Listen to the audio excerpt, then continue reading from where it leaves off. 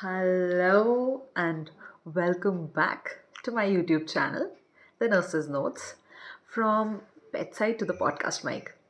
So I welcome you all on the new episode 2 of the season, The Nurse's Notes from bedside to the podcast mic.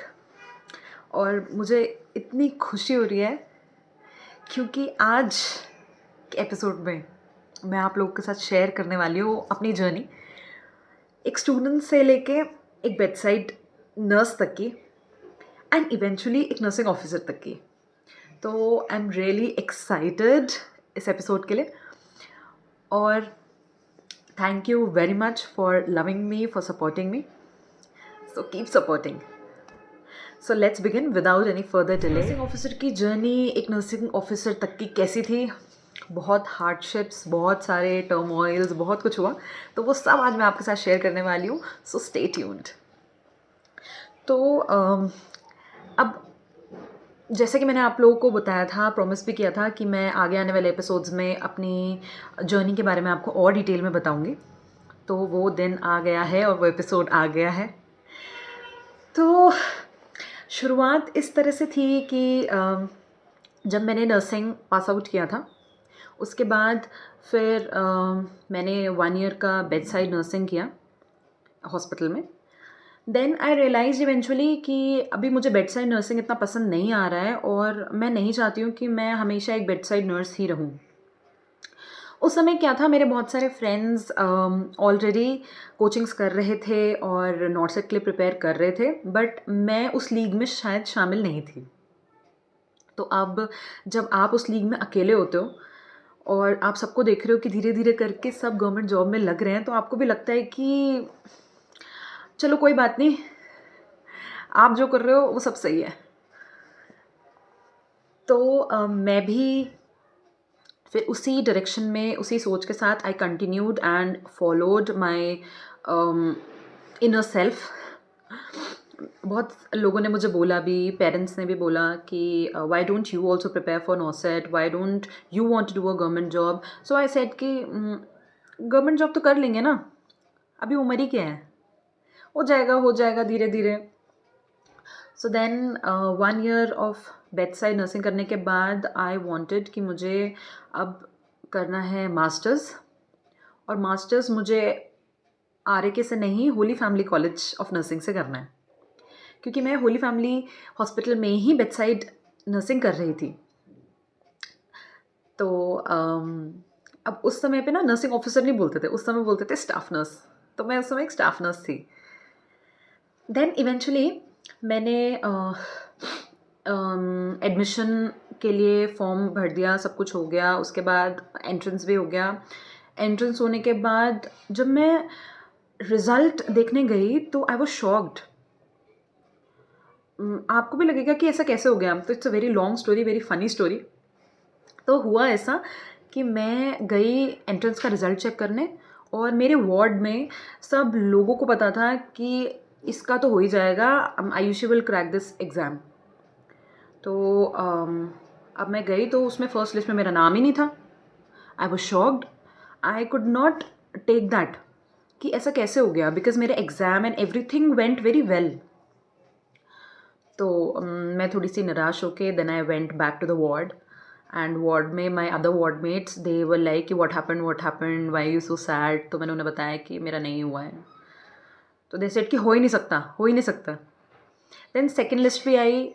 Second list में भी मेरा नाम नहीं था. तो then one of my friends, she went to the college and asked that what happened, why is it not there. So हुआ क्या था कि because I was a staff there, तो मेरा जो एक्सपीरियंस था वो कुछ डेज़ का लैकिंग था. So just to complete the 1 year of experience, तो वो होल्ड पे रखा हुआ था. तो थैंक गॉड उसके बाद फिर खुद ही प्रिंसिपल मैम ने मुझे बुलाया एंड शी टोल्ड कि आपका एडमिशन हो गया, व्हेन आर यू जॉइनिंग. तो then I got to know the whole story. अब बहुत लोग मुझसे पूछते हैं कि आपने RAK से जब BSc किया तो आपने MSc क्यों नहीं RAK से ही किया. सो उनके लिए ये है कि RAK में मैंने 4 साल जी लिया ना, वो अब जिन लोगों के साथ जिए हैं, जिन जो मेरे फ्रेंड्स थे, nobody was there with me. So I was like, अभी I wanted to come out of my comfort zone. RAK was my comfort zone. So teachers भी, they were like why you are not coming here. So I was like, मुझे कुछ नया नया देखना है, कुछ नया एक्सपीरियंस करना है, कुछ नए लोगों के साथ रहना है, नए टीचर्स के साथ अपनी आगे की जर्नी कंटिन्यू करनी है. Anyways, I was very happy joining Holy Family College of Nursing. Like, वो कॉलेज मेरे लिए specially was a second home. और अभी भी the place is a second home to me. Whenever I feel like I can go there, I can talk with people, with students. It's a total package. So then I joined the college. College join करने के बाद everything was good. Teachers fabulous. मतलब बहुत ही अच्छा एक environment जो आपको मिल सकता है मास्टर्स में. स्पेशली बीएससी का तो आई कैन नॉट कमेंट बिकॉज मैंने वहाँ से बीएससी नहीं किया है. बट मास्टर्स में भी तो वही टीचर्स हैं जो बीएससी को पढ़ाते हैं. थोड़े से टीचर्स चेंज हो जाते हैं because the junior level and because of the senior level. But जिन टीचर से मैंने पढ़ा है वो इतने एक्सपीरियंस्ड कि आपको उनसे बात करने में ही लगेगा कि wow, like with respect to knowledge, with respect to the way they talk, and everything. तो अब वहाँ से मास्टर्स जैसे जैसे हुआ सेमेस्टर बाय सेमेस्टर, तो I was like one of the favourites of everybody. So मतलब थोड़ा सा टेंशन मुझे लगता है कि मुझे ज़्यादा मिलता था, और किसको नहीं पसंद आएगा. तो बट ऐसा कुछ नहीं है. Everything went very well through out the 2 years of my journey. और मैंने अपनी मास्टर्स कम्युनिटी हेल्थ नर्सिंग से करी है. तो 2018 to 2020 का जो पीरियड था वो मेरी मास्टर्स का था. So I was the overall topper of the college of masters. Thank you for the applause. So वो जो 2 साल की जर्नी थी उसमें मुझे कम्युनिटी में मास्टर्स क्यों करना था, ऐसा भी मुझे बहुत स्टूडेंट्स ने और बहुत लोगों ने पूछा है कि why didn't you go for med search, why didn't you go for obs and gynae, psychiatry, इतना इंटरेस्टिंग होता है, कम्युनिटी कितना बोरिंग है.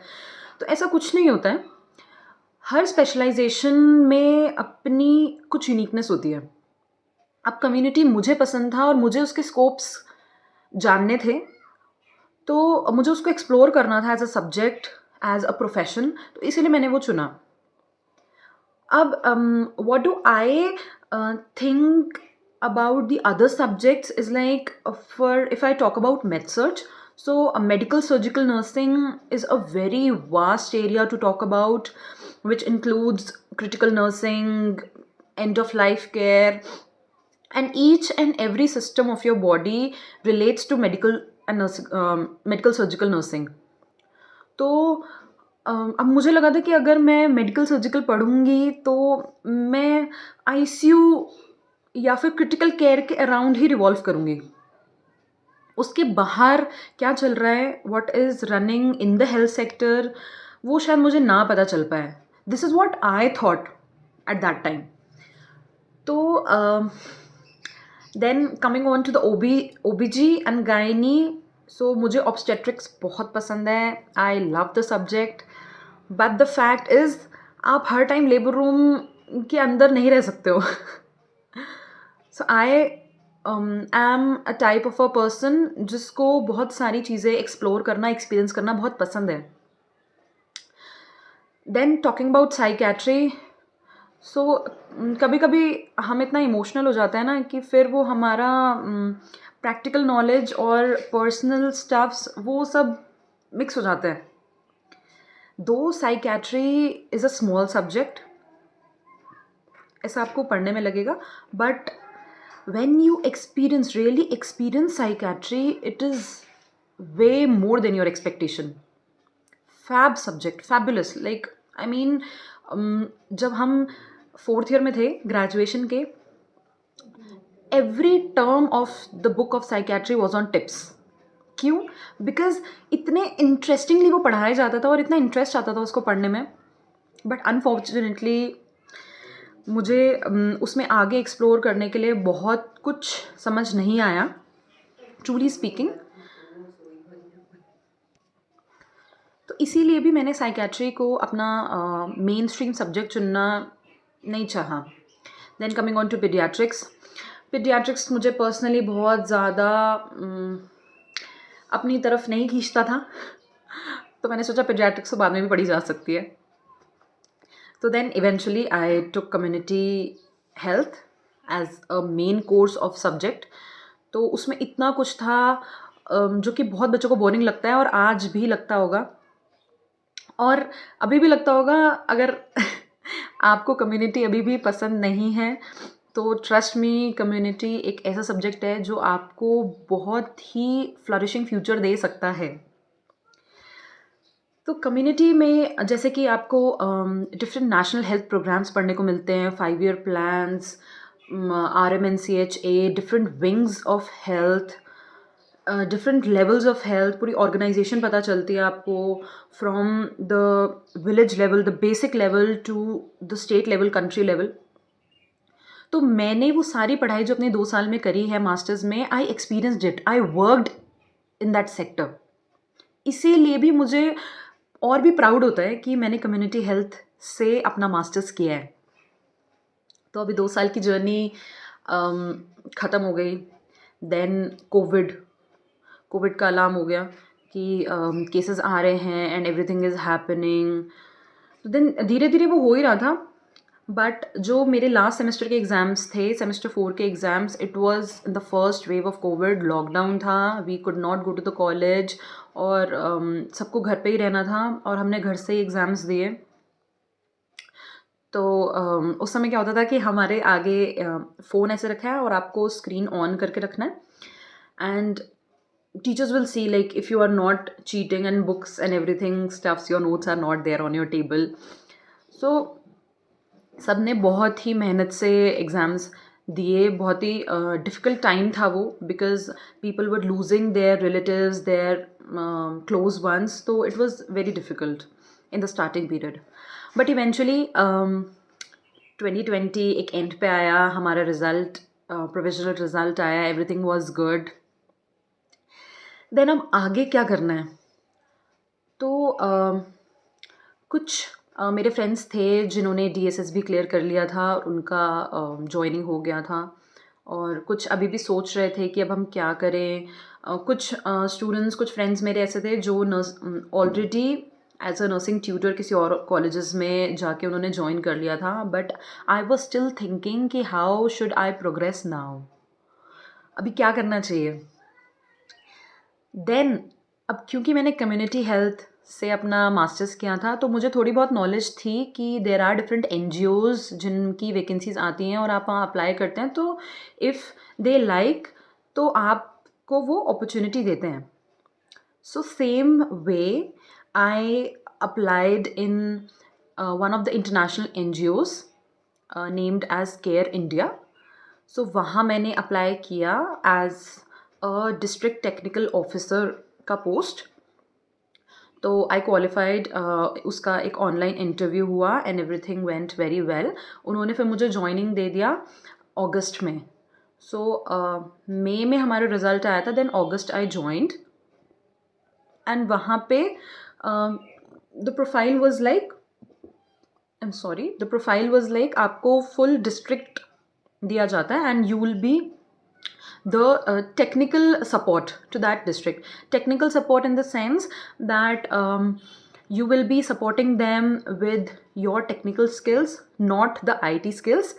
But yes, of course, IT skills थोड़े percentage में, but your knowledge, setting up of the infrastructure, maintaining their PIPs, focusing on the quality of the infrastructure, giving them regular interim trainings, and going for the certifications of the health facility.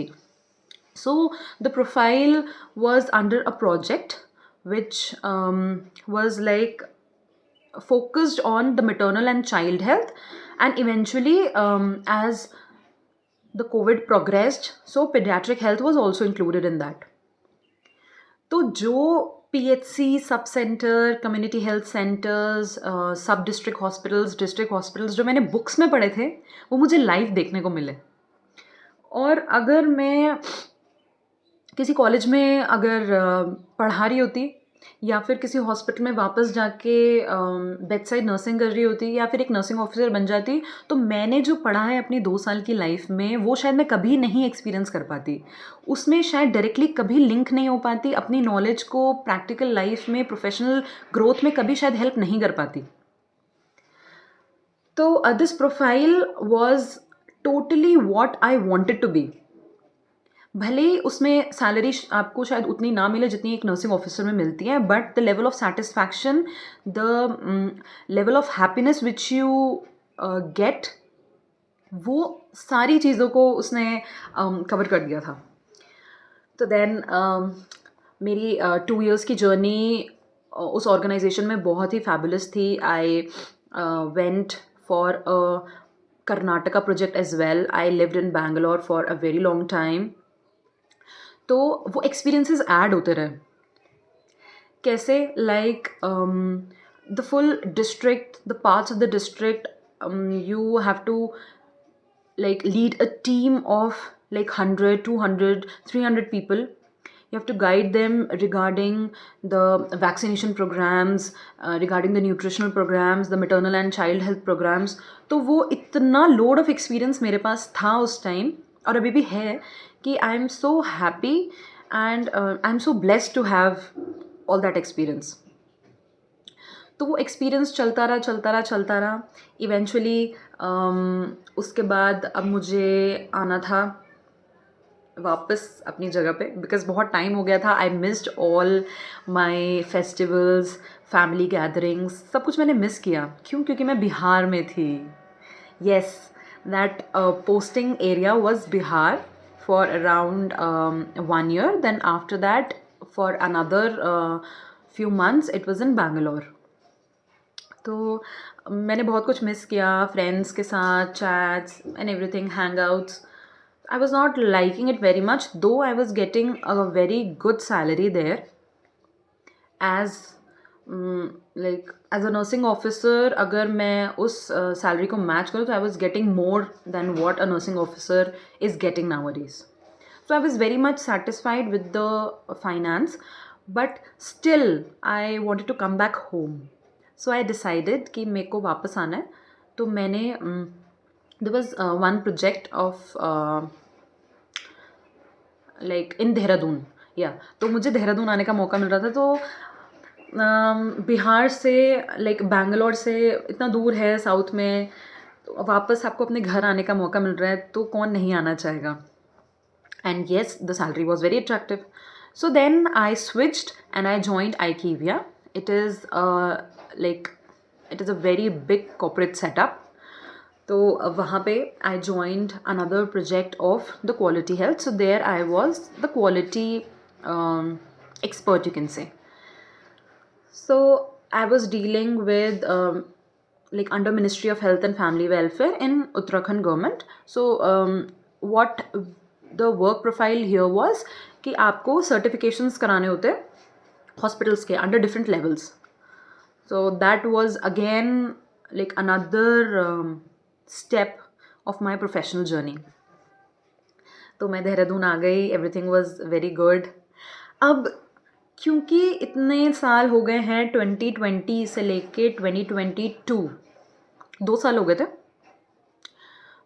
तो उन 2 सालों में बहुत rich experience, हर level का experience, starting from the base level to the ministry to the like Vidhan Sabha and everything.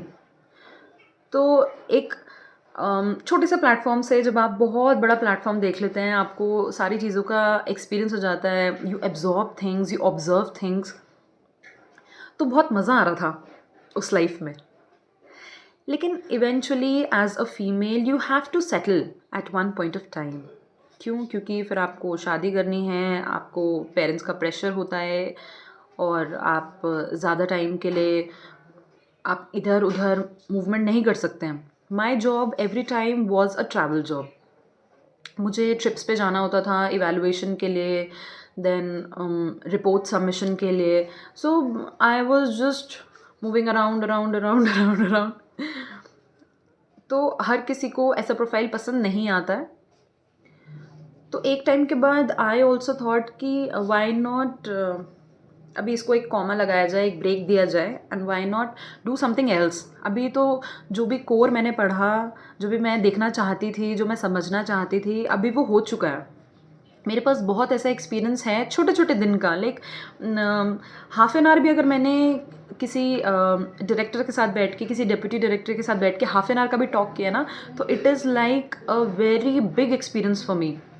Because जो बातें वो आपको बताते हैं, you will never get anywhere, neither in books nor a general person can tell you all those things. How the program is framed, उसके क्या landmarks हैं, how we are going to progress, what are the objectives, mind mapping, problem solving, resolving. हम पढ़ते हैं ना, books में पढ़ते हैं कि एविडेंस बेस्ड प्रैक्टिस करना चाहिए हमें नर्सिंग में. You should be a problem solver, you should be an advocate. Every aspect of that I have experienced. तो बट फिर मुझे लगा कि अभी क्या करें आगे. अभी बहुत ट्रैवल हो गया है. I had some health issues also बीच में, इतनी ट्रैवलिंग की वजह से. तो देन उसके बाद now marriage. But that this marriage was a game changer in my life. Like फिर जब मैंने उत्तराखंड का जो प्रोजेक्ट था वो मैं रिज़ाइन करके जब मैं आई, तो then I came back to Delhi और मैंने फिर से एज अ ट्यूटर ज्वाइन कर लिया. तो अब आई वॉज थिंकिंग कि what should I do next. I was not satisfied with the level of job I was doing, though teaching is very much my forte. I love to teach, I love to communicate my experiences, love to teach people, students, love to give guidance. But मैं बहुत ज़्यादा satisfied नहीं थी.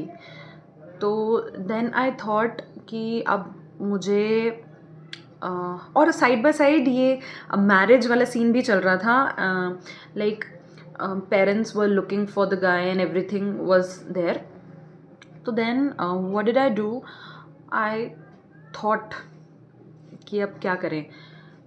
Should I like go for the government job or should I go back to what I was doing. So everything was a mess in my head. Then I started to prepare. So I thought कि अब बहुत हो गया अभी, why not focus on the competitive exam and क्यों ना अपने आप को टेस्ट किया जाए, अपने आप को चैलेंज किया जाए. Because maximum friends of mine, maximum I can say 99% of them are settled with their marriages, with the job, everything. 5-6 साल हो गए उनको गवर्नमेंट सेक्टर में. कोई सफदरजंग में है, कोई एम्स में है, कोई जिपमर ज्वाइन किया है, किसी ने निमहांस ज्वाइन किया है. Everybody is with a good scale अभी एंड प्रोग्रेसिंग ऑल्सो. तो मैं सबसे बहुत इंस्पायर हुई. मैंने सोचा कि चलो why not, let's try, let's give it a try. तो अभी फिर मेरी शादी हो गई.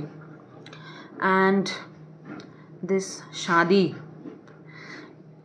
इफ़ यू आर मैरिड तो आप मेरी फीलिंग समझ पाएंगे, और जिसने शादी के बाद नॉर्सेट क्रैक किया वो तो 100% मुझसे रिलेट कर पाएगा.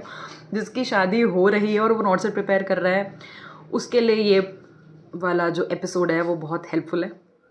लेकिन मैं आपको ज़रूर बताना चाहती हूँ कि या तो आप पहले सेटल हो जाए, या तो आपको इतना अच्छा पार्टनर मिले कि वो आपको सपोर्ट करे in every aspect of your preparation. तो उसके लिए I would really really thank my better half, जिन्होंने मुझे इतना सपोर्ट किया.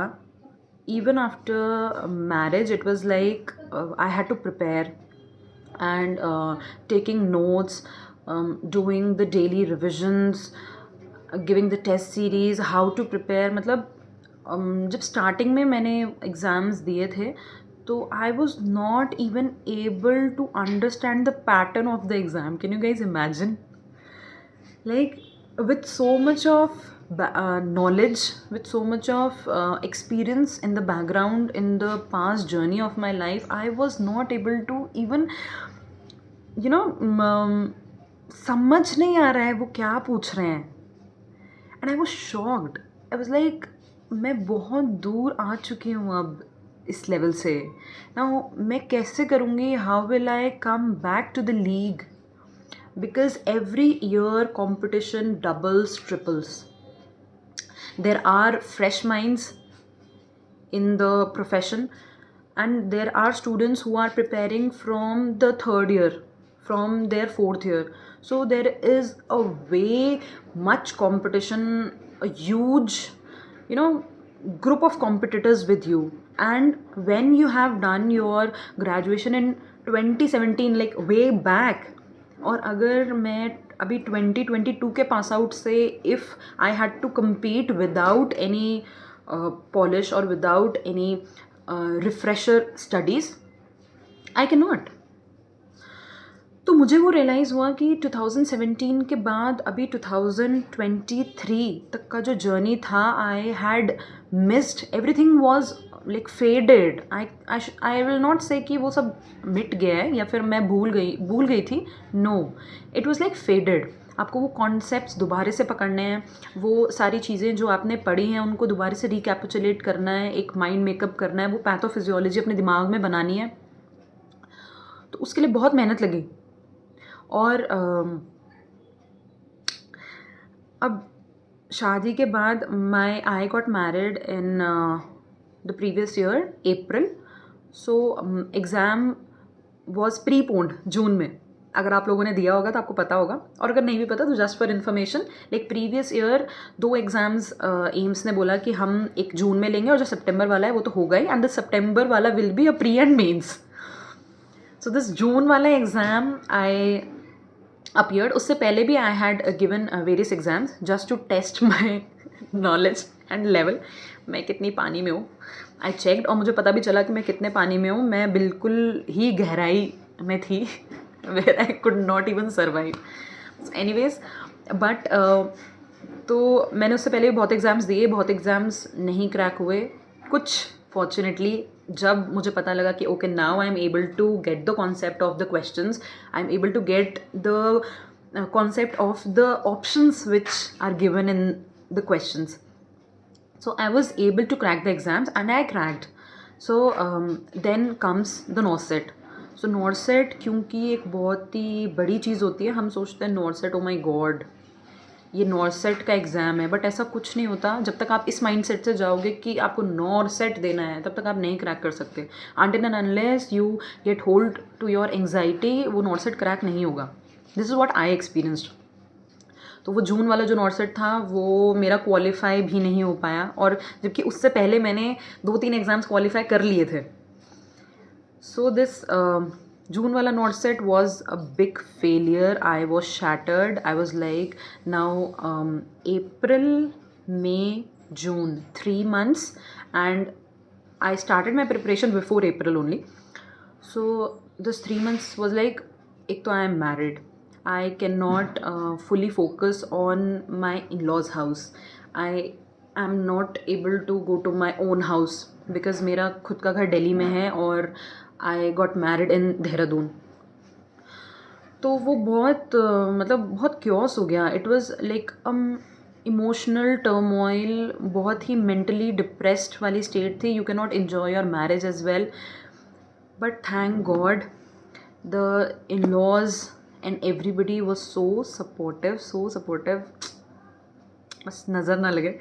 दे वर लाइक कि ओके करो, you do it, we are there with you. So my husband was like कि he is also in a government job, so he understands that what is a competition what a competition looks like. और जब आप इतने time से उस competition में नहीं, और आपने कभी नहीं सोचा, and it's like you are too old to get into that competition, तो वो थोड़ा सा डर लगता है कि कैसे होगा, क्या होगा. बट थैंकफुली जब वो प्री और मेंस का वो सिस्टम आया कि अभी प्री होगा मेंस होगा, I was like oh my God, this is even more tough than UPSC. Then pre के लिए, so I was like, then what I did was I left my own house in Delhi. I left my in-laws house in Dehradun, and I went to my own house in Dehradun, like a separate house. So for 2 months I went there and I prepared there only solo, like nobody was there with me, only my grandmother was there. So then I focused like anything. मुझे भूख नहीं लगती थी, मुझे प्यास नहीं लगती थी, मुझे पता नहीं होता था टाइम क्या हो रहा है. मतलब वो इतनी वीकनेस, अगर कोई मुझे उस समय देखेगा तो इतनी वीकनेस लगती थी कि like what you are doing, like अभी you are recently married, look at your face, look at your health, what happened. I had stopped going anywhere, any of the weddings in my in laws house. मैं किसी भी जगह नहीं गई, कोई party नहीं करी, कोई बर्थडे पार्टी नहीं करी, कोई ओकेजन, कोई फंक्शन मैंने कुछ नहीं मनाया. And I was like locked. और मैंने एक बहुत बड़ा सा एक बहुत बड़ी सी शीट में लिखा हुआ था नॉर्सेट 5.0. तो क्योंकि मेरा वो जून वाला नॉर्सेट था वो मैं क्लियर भी नहीं कर पाई थी. मैं इतनी डिप्रेस थी उस चीज़ को लेके, मैं बहुत रोई भी, आई वाज शैटर्ड. बट मुझे सबने समझाया कि नहीं हो जाएगा, आप मेहनत करो, हो जाएगा. तो फिर मेरा प्री क्लियर हुआ. प्री के बाद मैं दिल्ली आ गई थी. Then I joined library for another 10-15 days for mains. So mains था 7th October. तो मैं तब तक I was preparing in the library in Delhi. So then mains भी क्लियर हो गया, everything was clear, everything was good by the grace of God. Thank you mom dad, thank you in-laws, thank you my husband, like I love you guys for everything.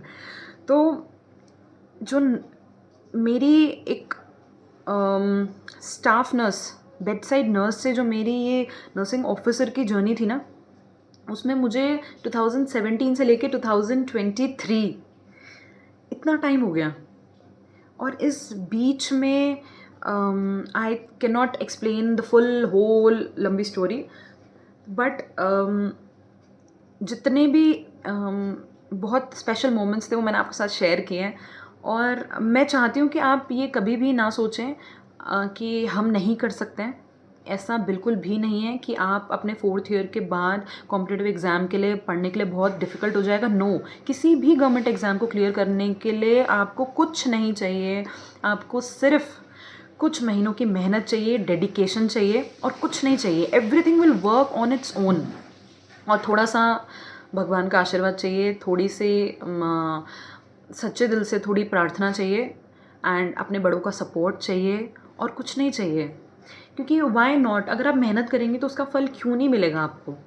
तो अगर जो भी बच्चे सोचते हैं कि नहीं, मतलब हम नहीं कर पाएंगे या हम इसके बाद नहीं कर सकते हैं, तो वो बिल्कुल भी ऐसा अपने दिमाग में ना लाएं कि आप गवर्नमेंट जॉब नहीं ले सकते हैं. आप ज़रूर गवर्नमेंट जॉब ले सकते हैं. अगर मैं इतने टाइम का ग्रेजुएशन करने के बाद गवर्नमेंट जॉब ले सकती हूँ, तो जो आज के बच्चे हैं जिन्होंने अभी तक इस बारे में सोचा नहीं है, और जो सोच रहे हैं और उनको पता नहीं है कि कैसे, तो वो ज़रूर कोशिश करें. एंड क्योंकि नेक्स्ट एपिसोड में मैं ज़रूर अपने नॉर्सेट की प्रिपरेशन मैंने कैसे करी उसका फुल आपको डिटेल बताने वाली हूँ कि मेरी नॉर्सेट एंड और जो कॉम्पिटिटिव एग्ज़ाम्स थे उनकी पूरी प्रिपरेशन, उनकी पूरी जर्नी सब क्या था, वो मैं आपको नेक्स्ट एपिसोड में ज़रूर बताऊँगी. बट अभी के लिए इतना ही कि आप डिटर्मिन्ड रहें और हमेशा ये सोचें कि हम कर सकते हैं. I can do it. When ever you feel low, तो उन लोगों को देखिए जो आपको मोटिवेट करते हैं. लाइक मेरे लाइफ में मुझे मोटिवेट करने के लिए they were my parents, my husband, so my friends, my sister in laws, everybody was there to support. तो मैं हमेशा जब भी कोई फेलियर होता था तो मैं हमेशा उनकी तरफ देखती थी कि अभी तो मैं फ़ेल हो गई, अब मैं क्या करूँ. तो जब तक आप वो फेलियर का टेस्ट नहीं चखेंगे ना, आपको सक्सेस में मज़ा नहीं आएगा. तो सक्सेस मिलने से पहले अगर एक बार फेलियर हो जाए ना, तो आपके सक्सेस की मज़ा जो है वो डबल हो जाता है. तो मेरे को ये लगता था कि मैं कभी फेल ही नहीं हो सकती, बट ऐसा नहीं है, आपको फेल होना चाहिए। मैं तो ये कहती हूँ, जब तक आप फेल नहीं होंगे आप बिल्कुल भी अपनी जो सक्सेस है उसका मज़ा या उसको चेरिश नहीं कर सकते, उसको दूसरों के साथ शेयर नहीं कर सकते हैं। There is one of my friend जो कि जिसकी लाइफ में भी बहुत फेलियर्स आए हैं, but that person has never got demotivated, क्योंकि मोटिवेशन आपको सबसे पहले अपने से आएगा और डीमोटिवेट भी आप सबसे पहले अपने से होंगे। तो क्योंकि अगर आपके पास दैट सेल्फ डिटर्मिनेशन है कि नहीं, you can do it and you have to do it anyhow, तो ये चीज़ मुझे उसने सिखाई है कि आपकी लाइफ में जितने भी फेलियर्स आएँ कभी भी आपको रोना नहीं है, उनसे अपना सिस्टम शट डाउन नहीं करना है, उससे एक लेसन लेना है और आगे बढ़ना है। तो मैं आप लोगों को भी यही बोलूँगी कि बिना किसी डर के आपका जो एम्बिशन है आप उसके लिए मेहनत करें और आगे बढ़ते रहें।